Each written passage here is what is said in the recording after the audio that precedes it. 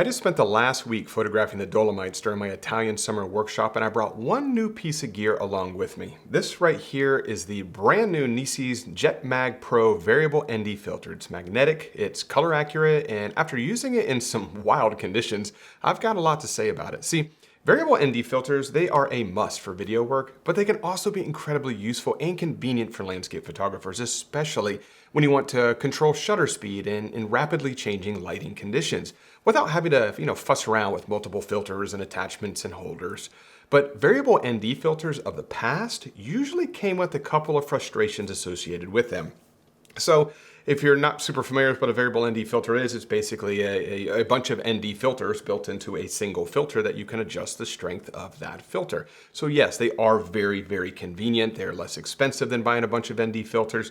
But one of the biggest issues with variable ND filters is one, color cast, which is an issue with all filters. Or not an issue, it's something that needs to be accounted for with all types of filters. The other issue is vignetting, and once again, that's something else that has to be accounted for with all kinds of filters. But the big issue that is specifically focused to variable ND filters is something called this dreaded X pattern, and it's basically a darkening X. It almost looks like a vignette, but in the shape of an X across your image.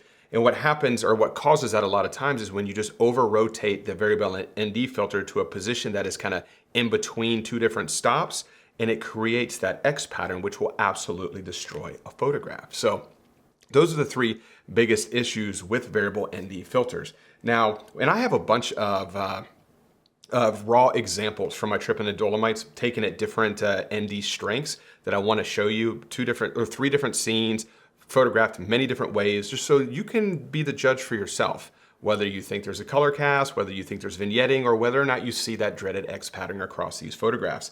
Now, what makes this filter nice is one, it goes with Nisi's new JetMag Pro system, which if you're not familiar with what this is, I'll put a link up in one of these corners here of a video I made, I believe last year is when this came out. But it is very nice. It's Nisi's first attempt, Nisi Filters, first attempt into the magnetic filter world.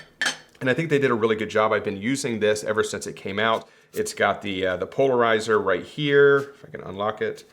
And oops, I was rotating it the wrong way. There we go. So this is the polarizing filter. And in these three blue ones right here, these are the different ND filters. So it's got a 3-stop, a 6-stop, and a 10-stop ND filter. So you just put this on the end of your camera. And if you want to add an ND filter, you just plop it right on top of the polarizer and you are good to go. What this does here is it basically eliminates the need for this right here. So you could get rid of the polarizer because this has a built-in polarizer in it. So I could get rid of, let me just take these caps off, put this over there real quick.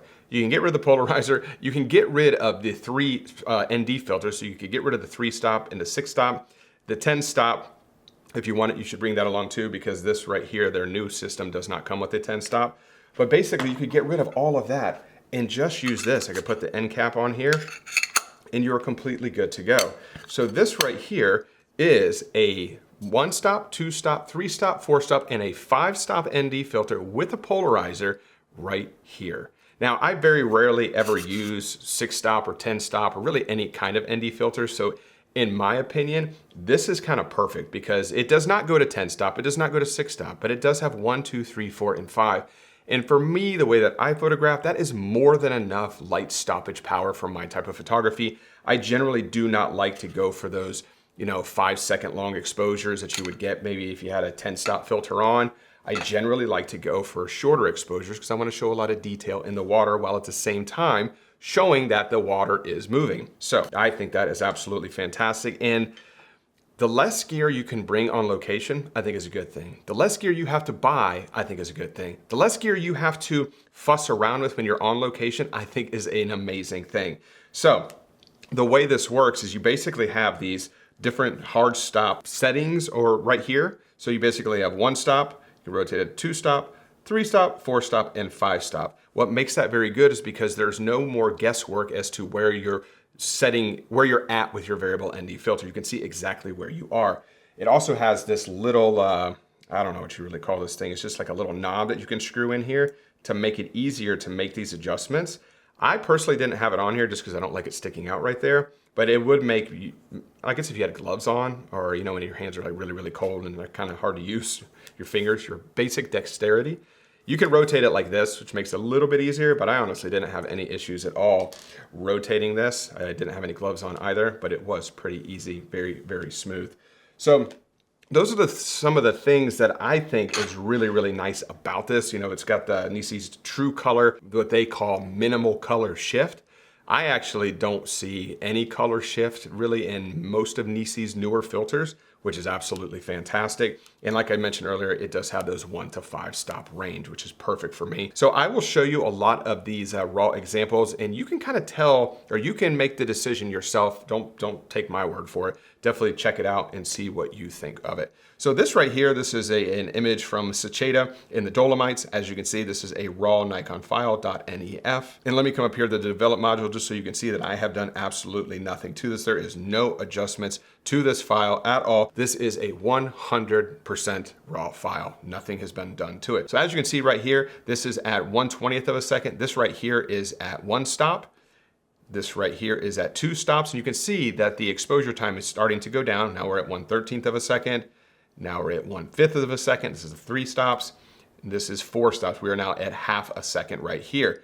So as you can tell, I'll kind of go back through these again. You tell me if you see any kind of color shifting or any kind of color cast, you know, outside of the clouds moving, interacting with Sacheta here. This is the mountain range. That's really all you see changing in this scene, in my opinion. But as I go back and forth here, you can see these right through here, but I don't see any vignetting in the corners here at all. I personally don't see any kind of color shift either. And I definitely do not see that dreaded X pattern. And that was the thing that I most wanted to see. I am personally not a huge fan of variable ND filters for photography because I have tried them in the past and I've always seen that X pattern, that X issue. And I was never in a position where I felt I was willing to risk a photograph just for the convenience of a variable ND filter. So seeing the X pattern is what I really wanted to determine. So as you can see right through here, these 4 examples, didn't see it. But now I wanted to zoom out a little bit. So this is at 35 millimeters. This right here is at 24 millimeters. You're more than likely not gonna get that vignetting at 35 millimeters. So I wanted to zoom out a little bit further. I went all the way to 24 millimeters, which is the widest for this lens right here. This is the Nikon 24 to 120. And once again, this is at 1 stop, 2 stop. You can see the change in the shutter speed, 3 stop, 4 stop, and 5 stop. I'll go through that again. This is 1 stop, 2 stop, 3 stop, 4 stop, and 5 stop. I really don't see any kind of vignetting anywhere on here. There was one point, you can kind of see I got a little bit of the railing right here because I was shooting so wide. It is a little bit darker there. That could just be lighting changes. I don't think that that is actual vignetting, but I wanted to show you that or point that out just in case. So I don't see, most importantly, you know, vignetting, although I don't see any vignetting, it's pretty easy to resolve in post-processing. But the X pattern would absolutely destroy your photograph, and I do not see that anywhere in these. So that was really, really nice to see. I have another example right here from an area in the Dolomites called Alpine. Probably said that a little bit wrong, but that's where it is. These are handheld photographs, and this is at 35 millimeters. So you can see this is 1/500th of a second. This is an extremely bright day out. It doesn't really look like it in the photographs, but I was underexposing it a little bit. Plus I was shooting handheld, so had to have the shutter speed fast. So this is at 1 stop. This is a 2 stop, this is a 3 stop, 4 stop, and 5 stop. So I was able to go all the way from 1/500th of a second here, all the way down to 1/40th of a second, all handheld. And I do not see any type of vignetting, I don't see any color shift, and I 100% don't see that dreaded X pattern at all, which is really, really nice to see. That was the thing that I was most concerned about. Now, as far as editing these photos, I'm not gonna do a full edit, but let's just hit auto here. And let's take these highlights down a lot. Let's reduce the exposure so you can really see a lot of that detail kind of coming through here. And this is at 1/5 of a second right here. If we take this over to the image that, what's the longest exposure I have? 1.6 seconds. Let's just hit auto. Let's bring the highlights down a lot. Let's bring that exposure down a lot. You can see a lot of that detail kind of coming through there in the brighter areas of the scene. But like I mentioned before, personally, no color, I don't see color shift, I don't see vignetting, and I don't see the dreaded X pattern. So that was really, really, really exciting to see for me. If like I said, I don't use ND filters all the time, so it never made sense for me to bring a ton on location. If I could just bring this right here, that would be amazing. So I was really rooting for this. I wanted it to work very much. The way it works though is very simple. It's got step-up rings. Here are some of them right here.